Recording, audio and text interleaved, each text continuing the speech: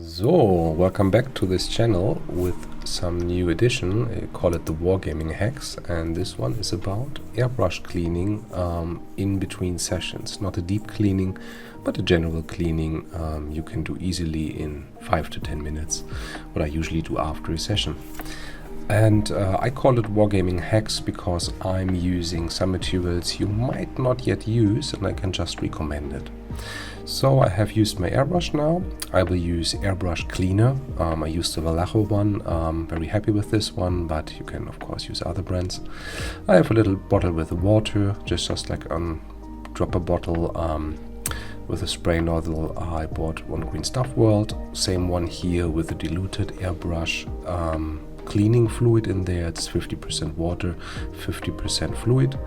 And usually you can find these kind of brushes when you go and look for airbrush cleaning supplies, with really sharp ends, very sturdy, very rough, or even worse, these kind of metal needles. I have absolutely no idea, but these are not airbrush cleaning supplies you should ever use because it will damage your airbrush. On the contrary, this cheap airbrush needle you use to poke through paint in the nozzle is really helpful in comparison to this. I think it's a 25 euro something Harder & Steenbeck original needle. It fulfills the same thing. Be careful not to bend the tip. This is a really helpful tool, but never apply too much pressure in the nozzle, otherwise you will spread the nozzle and damage it. So just be very careful without pressure, to clean the airbrush. So let's get started. So my airbrush here is an Infinity one from Harder & Steenbeck, but doesn't really matter which one you use. You have just to apply it to your own airbrush system. And I'm usually cleaning it or try to spray water and cleaner through the nozzle here and now when I do my airbrush work. I have this little micro cap here because I do miniature painting, so I don't use a lot of color. And what I usually do for these parts, I let them soak in a bit of airbrush cleaner, or if it's really worth, paint remover. This works for this airbrush. It's not damaging anything, but keep it in there just as short as possible. So I personally leave sometimes it overnight or for a few hours because I'm lazy and I know it's working, but you have to check your materials. It's kind of very aggressive and very efficient chemical, and you do not want to damage your airbrush. But for the nozzles, especially the parts, I do it, but I would never, for example, use it on the really for long on the outer surface of the airbrush. But these parts you see here, if that's really clogged with paint, I sometimes use it, or use even an here's on sonic cleaning machine, something like that. But these three parts in particular I leave in paint stripper or airbrush cleaner for a while, but it's not necessary to do that, and that's the the purpose of this video. So I have the nozzle, I have the nozzle cap, and I have the airbrush. And this is I call it the hack because I recently stumbled upon them. These are these interdental brushes for teeth. And the advantage is they have this very soft and very tiny brush with a very fine wire, and even this part where you can hold it easily. And honestly, they're so cheap. You get like 6 for just like 150 or 2 euro.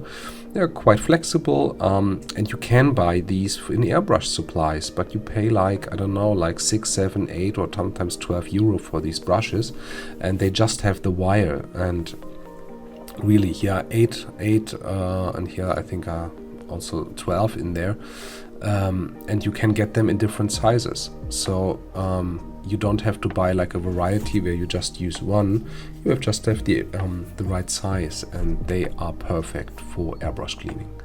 So I put a little drop of airbrush cleaner in the nozzle, and then I really carefully insert and slowly rotate the brush, ensuring you don't force it too hard, and just work on removing any paint remnants. Just rinse it in water from time to time. And these brushes are perfect for getting into the tight spaces of the nozzle without scratching the inner surface. If you can imagine, theoretically they would fit, but it would damage everything and it would not even clean. This one is more conical shaped, so I can really go to the end of the nozzle itself, and really do some deep cleaning. And as you can see, there is still material coming off. Sometimes you can just hold the nozzle to a light source to see if something is blocking still. And if you have a chance to get these kind of bottles, you can just put this in and just apply a little bit of pressure and see if water is flowing out.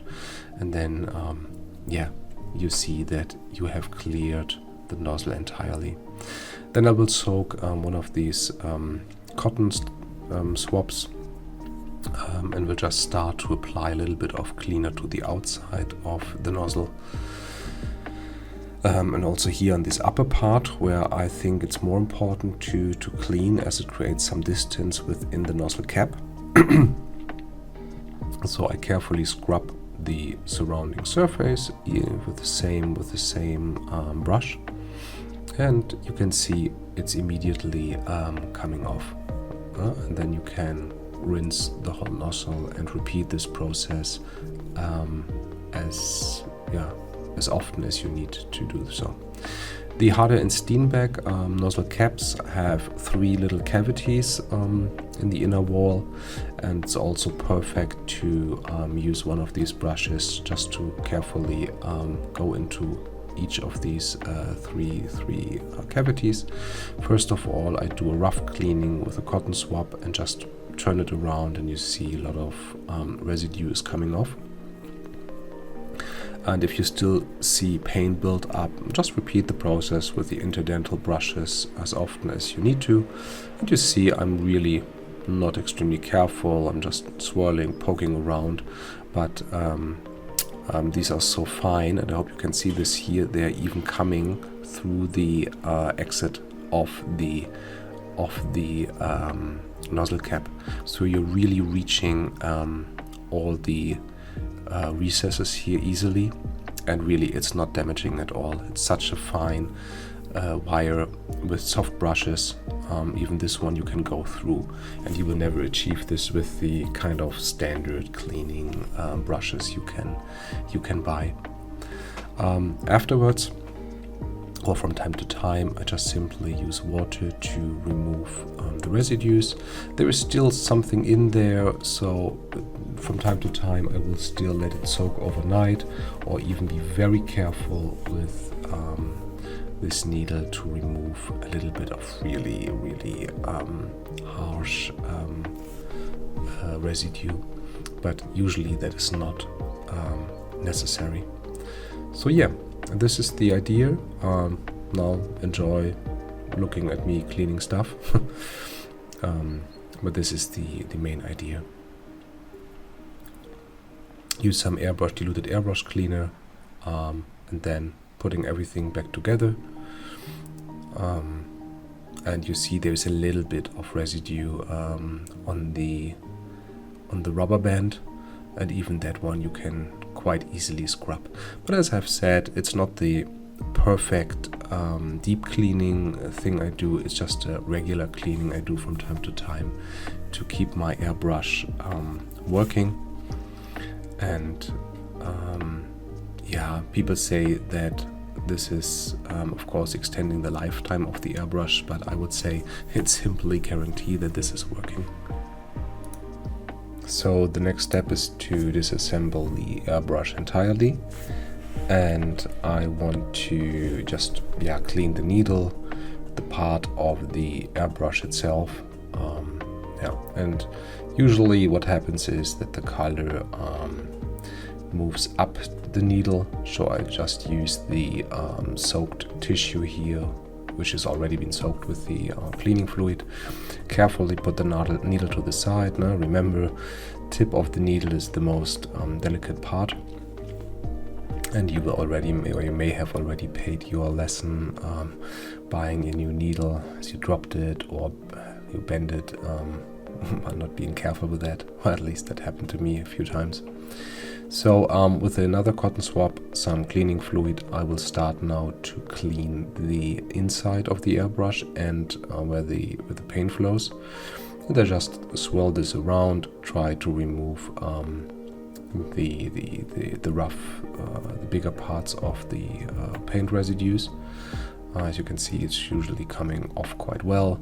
I frequently rinse the airbrush itself, and I always take new swabs, otherwise you will just continue to move your paint around in that area. For me personally, this is the most difficult part to clean, because in these little cavities paint loves to stick. You can use the interdental brush for this as well. You can even push it through. This works very well. But that's the only area, I have to admit. I could imagine using the bigger brushes here. Still be careful not to hit something with the strong wire. But I just carefully insert this here. Sorry, I'm a little bit out of frame here. And just applied some gentle pressure inside. But really, that's very rare. I'm really using this.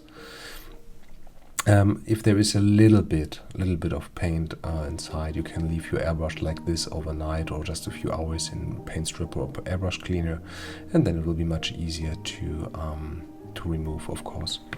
But again, this is not deep cleaning, it's regular cleaning. So for me at this point, it's totally fine. I reinsert the needle and yeah, assemble the airbrush and reassemble the airbrush.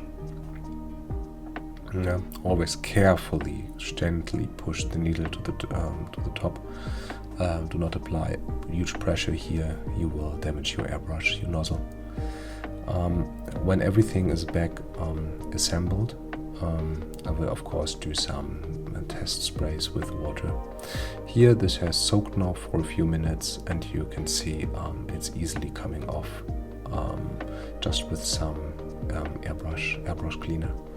Again, here in these little recesses around, it's more difficult to remove the paint, but with this little brush you can even just do this. But it's I think a personal preference how much you clean during your sessions. Yeah, to really remove any residue, I just pull some tissue through the ring and then of course reattach this.